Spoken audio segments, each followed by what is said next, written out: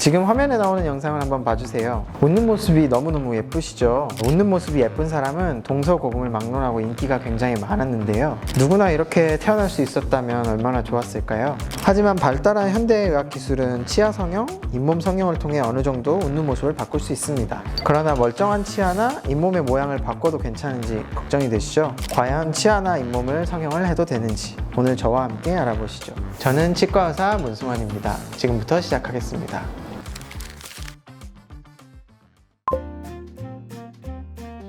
치아 성형 그리고 잇몸 성형에 대한 기원은 고대 로마 시대, 이집트 시대 이런 데까지 올라가게 되는데요. 대부분은 자기의 이제 지위나 이런 거를 표현하기 위해서 동물의 이빨을 심기도 하고 금리를 해넣기도 하고 이런 식으로 치아 성형에 대한 욕구가 처음 생기게 되고 그 이후로 발전을 하게 되었습니다. 보다 현대적인 이제 치아 성형술 같은 경우에는 1950년대경 할리우드에 이제 라미네이트 치료를 한 연예인들이 많이 나오게 되고 치아라는 것이 단순히 씹는 기능을 하는 것이 아니라 나의 이미지 그리고 나란 사람을 나타내는 것으로 점차 자리를 잡고 있기 때문에 그런 욕구에 의해서 치아 성형이 발달하게 되었습니다.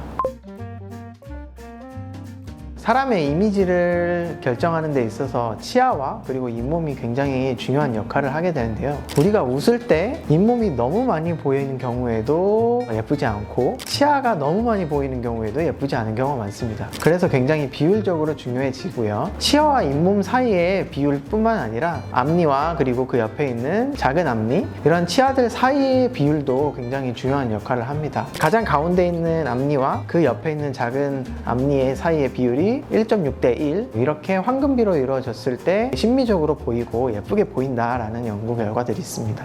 잇몸 같은 경우에는 사람들마다 입술이 올라가는 정도 그리고 주변 근육에 따라서 영향을 조금 많이 받기 때문에 수치화를 시키기는 조금 어려운 부분도 있는데요. 활짝 웃었을 때 입술 아래쪽으로 잇몸이 2, 3mm 이상 과하게 올라가게 되면은 심미적이지 않다라고 생각할 수 있습니다. 첫 번째로는 치아 성형 그리고 두 번째로는 잇몸 성형 이렇게 두 가지로 크게 구분을 할 수 있겠습니다. 첫 번째 치아 성형 같은 경우에도 삭제를 해야 되는 경우가 있고 삭제를 하지 않아도 되는 경우 이렇게 또 두 가지로 크게 구분을 할 수 있겠는데요. 첫 번째로 삭제를 하지 않아도 되는 경우는 치아 크기가 굉장히 작거나 공간이 있을 경우입니다. 이런 경우에는 삭제가 필요하지 않기 때문에 레진으로 붙이는 경우도 있고요. 라미네이트 같이 접착식으로 붙이는 그런 치료가 있겠고요. 그리고 삭제형 같은 경우에는 비삭제형에서도 라미네이트를 진행이 가능하지만 삭제형에서도 치아 외형을 바꾸기 위해 라미네이트 그리고 또는 풀크라운 같은 것을 진행을 하게 됩니다. 라미네이트 같은 경우에는 최근 들어서는 0.12mm 이하로도 진행이 되기 때문에 삭제량은 라미네이트가 풀크라운보다는 훨씬 더 적고요. 삭제량 자체가 적은 것은 라미네이트가 맞지만 심미적인 효과를 극대화하기 위해서 외형을 많이 바꿔야 할 경우에는 라미네이트로는 해결이 어렵고 풀크라운으로만 해결을 해야 되는 그런 케이스를 도 많이 있습니다. 잇몸 성형 같은 경우에도 마찬가지로 삭제를 해야 되는 경우, 잇몸을 조금 덜어내야 되는 경우와 잇몸을 오히려 보강을 해주는 잇몸 성형 두 가지가 있습니다. 첫 번째로 잇몸을 잘라내줘야 하는 경우는 웃었을 때 잇몸이 너무 많이 보는 경우, 잇몸의 라인이 맞지 않는 경우 그런 경우들은 잇몸의 라인을 맞춰서 잘라내줘야 되는데요. 이런 치은 절제술을 통해서 심미적인 잇몸 라인을 만들어낼 수 있습니다. 두 번째로 잇몸을 오히려 보충을 해줘야 되는 경우가 있는데요. 잇몸이 오히려 많이 내려가 있거나 모자란 경우에는 잇몸을 다른 부위에서 국소적으로 떼서 이식을 해주는 잇몸 이식 수술을 하는 경우가 있습니다.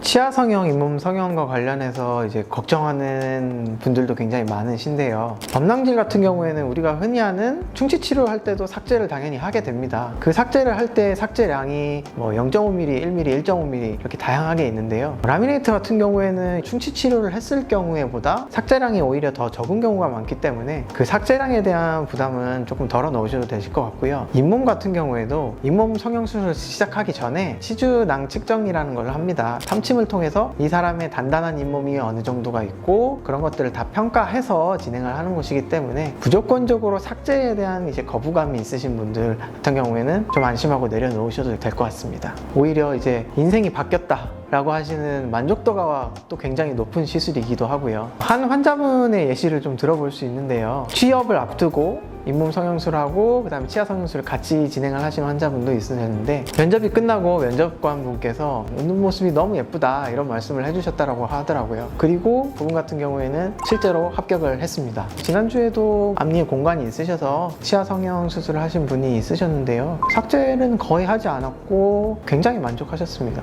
치아 성형, 잇몸 성형이라고 할 때 이제 성형이라는 단어 때문에 부작용들에 대한 걱정 이런 것들이 많으신 분들이 계시는데요, 조금 더 편하게 접근을 하셨으면 좋겠습니다. 그리고 여러분이 아무리 치아 성형, 잇몸 성형을 하시고 싶으시더라도 여러분의 치아와 잇몸 건강에 문제가 되는 상황이라면 저를 포함한 대다수의 치과 의사분들은 절대 권유드리지 않을 것입니다. 네, 오늘도 많은 도움이 되셨으면 좋겠고요. 다음번에 더 재밌고 유익한 이야기로 돌아오겠습니다. 저는 치과 의사 문승환 있고요. 구독과 좋아요 부탁드리겠습니다. 네, 감사합니다.